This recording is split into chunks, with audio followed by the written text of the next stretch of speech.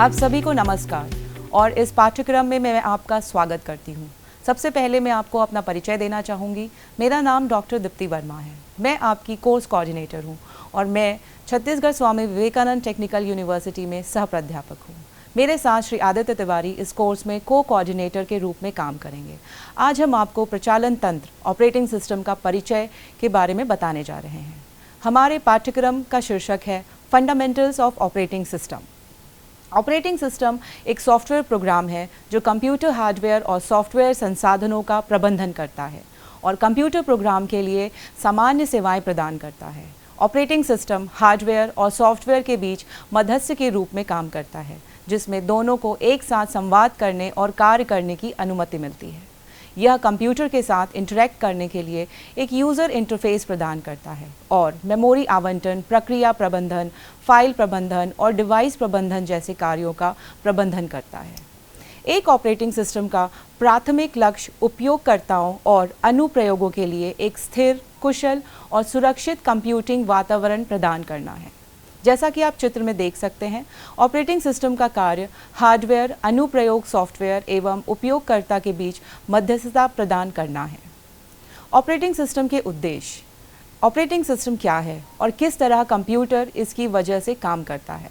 Operating system किस तरह से एब्स्ट्रैक्शन लेवल पर सीपीयू, मेमोरी, फाइल को मैनेज करता है। ऑपरेटिंग सिस्टम के कंपोनेंट जैसे प्रोसेस मैनेजमेंट, कॉन्करेंसी मैकेनिज्म क्या होते हैं। ऑपरेटिंग सिस्टम में डेडलॉक मैनेजमेंट तथा अन्य टेक्निक क्या होती है। ऑपरेटिंग सिस्टम में वर्चुअल मेमोरी तथा फाइल सिस्टम कैसे काम करता है। ऑपरेटिंग सिस्टम का उद्देश्य कंप्यूटर के हार्डवेयर संसाधनों को कुशलतापूर्वक प्रबंधित करना है। ऑपरेटिंग सिस्टम प्रक्रियाओं के प्रबंधन के लिए जिम्मेदार है जो प्रोग्रामों को इंटेंस चला रहे हैं। ऑपरेटिंग सिस्टम कंप्यूटर के फाइल सिस्टम को प्रबंधित करता है, जिसका उपयोग डिस्क पर डेटा को व्यवस्थित और संग्रहित करने के लिए किया जाता है। ऑपरेटिंग सिस्टम कंप्यूटर सिस्टम की सुरक्षा सुनिश्चित करने में ऑपरेटिंग सिस्टम की भी अहम भूमिका होती है। ऑपरेटिंग सिस्टम पाठ्यक्रम के अंत में एक छात्र इन जिम्मेदारियों को संभालने की उम्मीद की जा सकती है, जैसे कि विभिन्न ऑपरेटिंग सिस्टम को स्थापित और कॉन्फ़िगर करना, ऑपरेटिंग सिस्टम में तकनीकी समस्याओं और गड़बड़ियों का परीक्षण, मूल्यांकन और समस्या निवारण करना, उपकरणों और नेटवर्क की सुरक्षा प्रबंधित करना, सिस्टम से बैकअप डेटा लेना, विभिन्न कंप्यूटर अनुप्रयोगों और सॉफ्टवेयर के लिए ऑपरेटिंग सिस्टम की अनुकूलता का विश्लेषण करना, सिस्टम पुनः प्राप्ति विधियों को लागू करना। विद्यार्थी ऑपरेटिंग सिस्टम के महत्व को जानेंगे। विद्यार्थी ऑपरेटिंग सिस्टम के अलग अलग प्रकार को पहचान पाएंगे तथा उनकी सर्विस को। विद्यार्थी ऑपरेटिंग सिस्टम में वर्चुअल मेमोरी को समझ पाएंगे।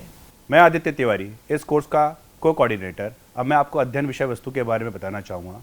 इस कोर्स में हम लोग सुरक्षा, memory management, file management, processor management, device management, input output management, त्रुटि का पता लगाना, सिस्टम प्रदर्शन पर नियंत्रण, कार्यक्रम क्रियान्वयन, कार्य लेखांकन, गतिविधियों पर निगरानी, रिसोर्स और जॉब की शेड्यूलिंग, बूटिंग की प्रक्रिया, रिसोर्स आवंटित करना, सूचना और रिसोर्स सुरक्षा करना, निर्देश आदि, इन सब बातों पे हम बातें करेंगे।